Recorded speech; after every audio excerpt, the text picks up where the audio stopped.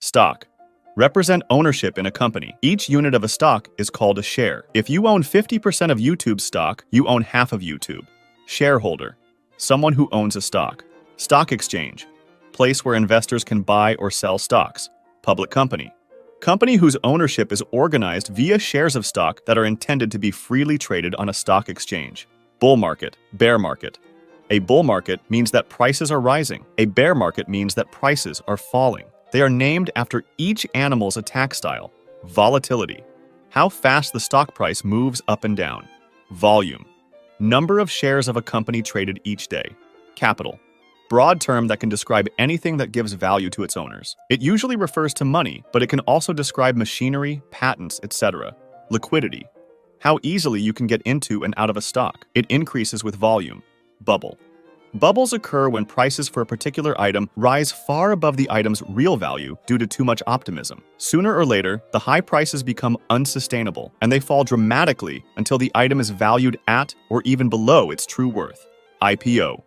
Initial price offering happens when a private company becomes publicly traded in order to raise money.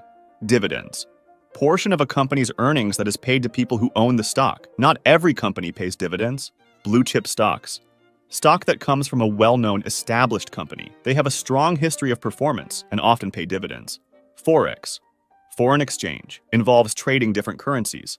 Portfolio. Collection of investments owned by an investor. Holdings. Contents of a portfolio. Interests. When you get or give a loan, the one who is lending the cash usually wants more cash than what he initially lent. The extra cash that has to be given is called interest. Bond. When an investor gives a loan to a company or a government, the investor earns through interest. Security. Tradable financial instruments such as stocks and bonds. Broker.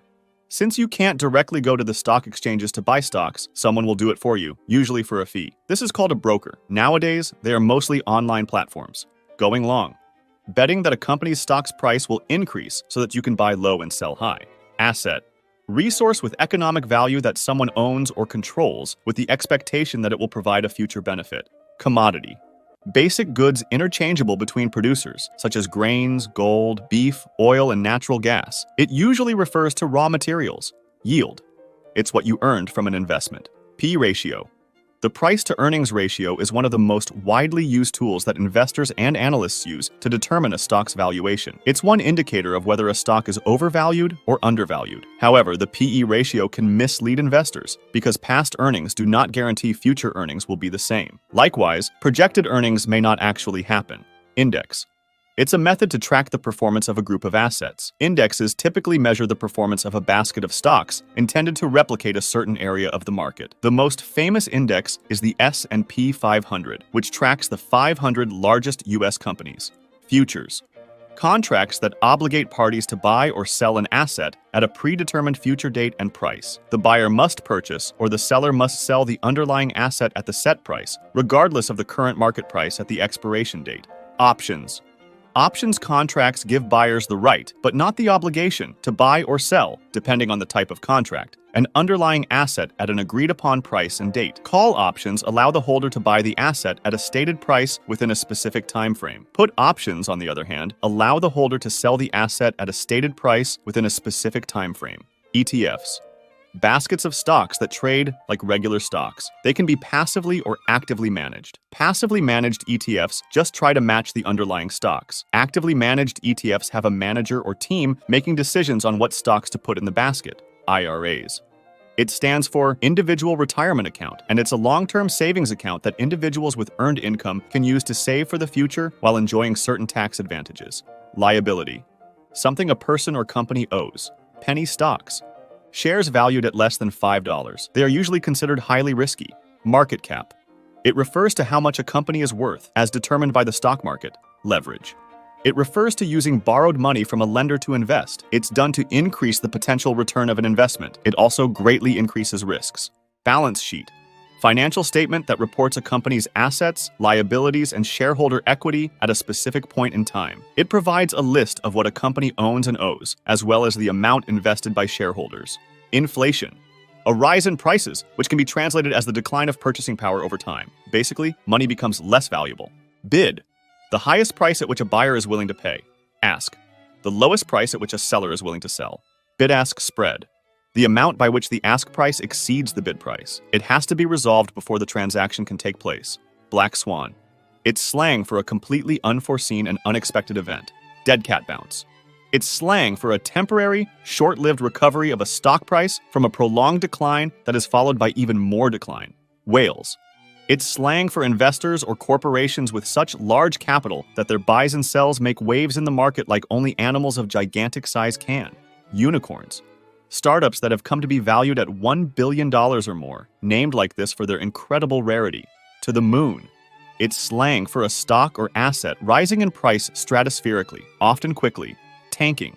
The opposite of to the moon. Stocks depreciating in value, often quite significantly and quite quickly. Jigged out. When a market moves into an unfavorable position and you close out your trade, only for the market to rally into a position where you would have made a profit or at least not a loss. Pump and dump. Form of fraud that involves artificially inflating the price of an owned stock through false and misleading positive statements. Pump. In order to sell the cheaply purchased stock at a higher price. Dump. Once the operators of the scheme dump, sell their overvalued shares, the price falls, and the other investors lose their money. Rug pull. A pump and dump in new small cryptocurrencies, usually done by their creators. Panic selling. Widespread sell-off of a stock, a sector, or an entire market due to fear or overreaction, rather than reasoned analysis. Usually happens when prices start to decrease a lot, which makes the price decrease even more. Stock exchanges temporarily halt trading when panic selling reaches a specified level in an attempt to break the cycle of fear and selling. Shorting.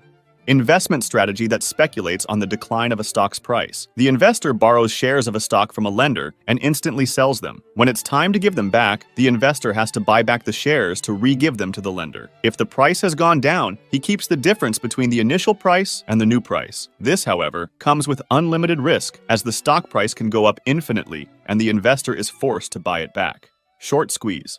When the stock's price unexpectedly increases drastically over a short period of time, the investors who were shorting are forced to cut losses by exiting their positions, which means buying back the stocks to re-give them to the lender. This makes those investors lose money, and it makes the stock's price increase even more since all of the short investors have to buy it. Limit order.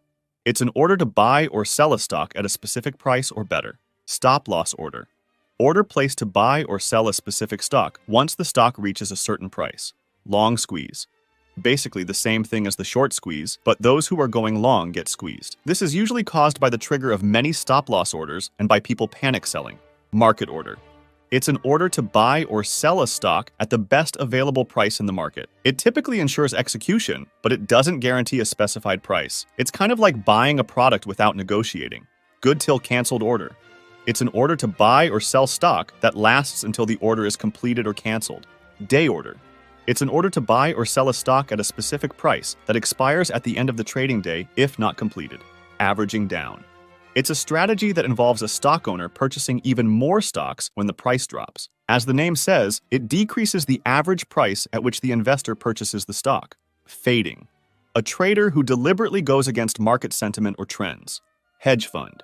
Limited partnership of private investors whose money is managed by professional fund managers who use a wide range of risky strategies to earn above-average investment returns. They usually require a high minimum investment or net worth, and they often target wealthy clients. Mutual fund. They pool assets from shareholders to invest in stocks. They are operated by professional money managers who allocate the fund's assets and attempt to produce gains for the fund's investors. Mutual funds give small or individual investors access to professionally managed portfolios. Each shareholder, therefore, participates proportionally in the gains or losses of the fund. Control stock. Refers to shares owned by major shareholders of a company. These shareholders will have either a majority of the shares outstanding or a portion of the shares that is significant enough to allow them to exert a controlling influence on the decisions made by the company. Holding company. Businesses that don't produce or sell anything, but they hold the controlling stock in other companies. The companies owned by a holding company are called subsidiaries. While it may oversee the company's management decisions, it does not actively participate in running the day-to-day operations of its subsidiaries. Index fund. Type of mutual fund or ETF with a portfolio constructed to match or track the components of an index, such as the S&P 500. Day trading. It's a fast-paced trading strategy where individuals buy and sell stocks within the same trading day. The primary goal of day traders is to profit from short-term price movements. Swing trading. Swing trading is a medium-paced trading strategy with trades that last from a couple of days to several months. The goal is to profit from an anticipated price move. Intrinsic value. Measure of what an asset is worth. It's usually different from the current market price of that asset. Book value.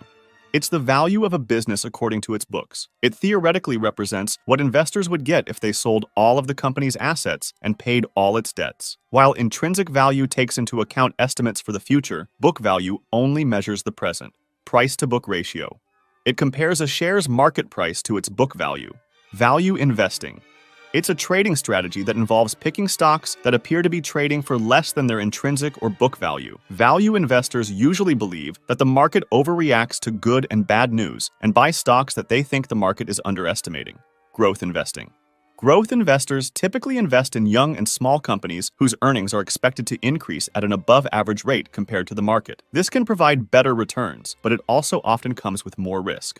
Earnings per share. It indicates how much money a company makes for each share of its stock by dividing its net profit by the number of common shares it has outstanding. Technical analysis. It's a trading strategy employed to identify trading opportunities by analyzing statistical trends. Fundamental analysis. Fundamental analysts identify trading opportunities by analyzing the actual factors of the company, such as its competitors, its management effectiveness, the state of its industry, etc. Efficient market hypothesis. It's the hypothesis that share prices reflect all available information, making it impossible to beat the market consistently. Supply and demand. Supply refers to the quantity of a good or service available, while demand is the quantity that people want. If demand is high and supply is low, prices tend to rise. If supply is high and demand is low, prices tend to fall. Insider trading. It's the activity of trading in a public company's stock by using information that is not available to the public. This information is usually gathered from employees of that company, managers, etc. This is illegal most of the time. Ticker symbol. It's just an abbreviation used to uniquely identify publicly traded companies. Compound interest. It means earning interest not just on your original investment, but also on the interest you earned over time. This creates an exponential curve of earnings over long periods of time. Profit margin. It's the percentage of profit a company makes from its revenue after subtracting all of its costs. Dollar cost averaging. It's a strategy that consists of investing a fixed amount of money at regular intervals regardless of the asset's price. This helps reduce the impact of market volatility. Return on investment. It's how much profit or loss you've made on an investment relative to its cost.